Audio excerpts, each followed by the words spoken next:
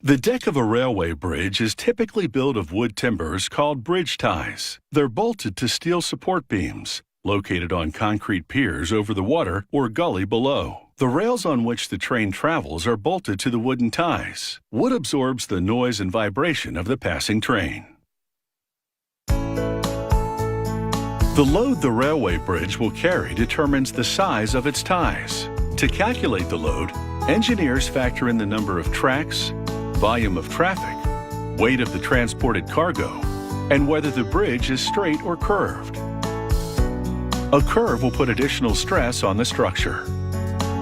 The wood of choice is oak because it's hard and strong. When the logs arrive at the sawmill, they come face to face with a menacing-looking device called a debarker. A conveyor moves the shipment toward the debarker, then drops a single log in front of it onto spinning rollers. The rollers rotate the log, while the debarker makes its way from one end to the other. It chews off the bark with its sharp, toothed blades.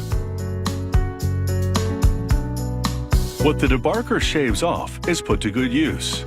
The bark gets processed into gardening mulch, and they burn the sawdust in the wood-fired boiler that runs another part of the plant. Next, one log at a time drops into a mobile carriage that runs it through a circular saw. The carriage has sensors which detect the log's extremities and report its dimensions to a console located in the operator's cab. The operator interprets the data.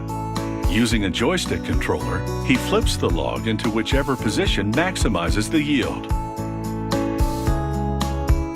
The first few runs trim off the rough surface and square the shape. The next runs cut boards, which the sawmill sells to flooring plants. This continues until the log is the exact dimensions of the bridge tie. Again, nothing is wasted. The sawmill processes the cutoffs into wood chips, which it then sells to companies that make particle board, strand board, and similar construction materials. The sawmill stacks the ties for transfer to the bridge mill next door. The role of the bridge mill is to frame the bridge, also known as dapping.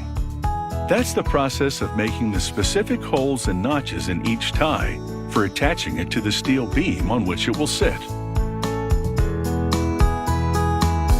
At the bridge mill, the bridge layout supervisor processes one tie at a time. He carefully reviews the engineer's blueprints, which assign a number to each and every tie. These numbers specify precisely where the saw has to cut notches and where the drill has to bore holes.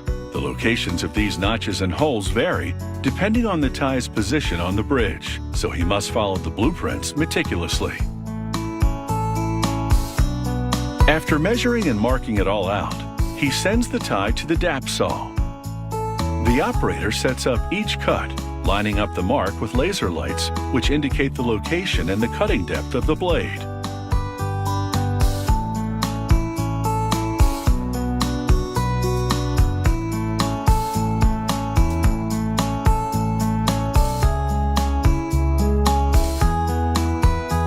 The notches are just the right size to fit over the steel beam on which the tie will lie.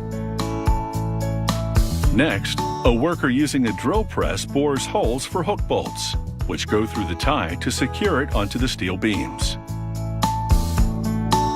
Each tie receives a metal identification tag, which includes the bridge and tie numbers.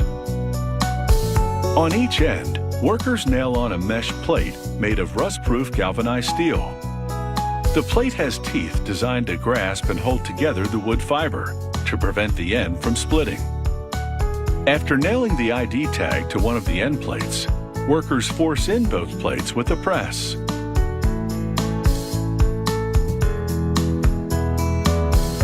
The tie's last stop is the adjacent treatment plant. They spend 24 hours inside a high-temperature, high-pressure chamber which penetrates them with a creosote borate solution. This protects the wood from rot and insect damage and extends the tie's lifespan from about a decade to at least 25 years.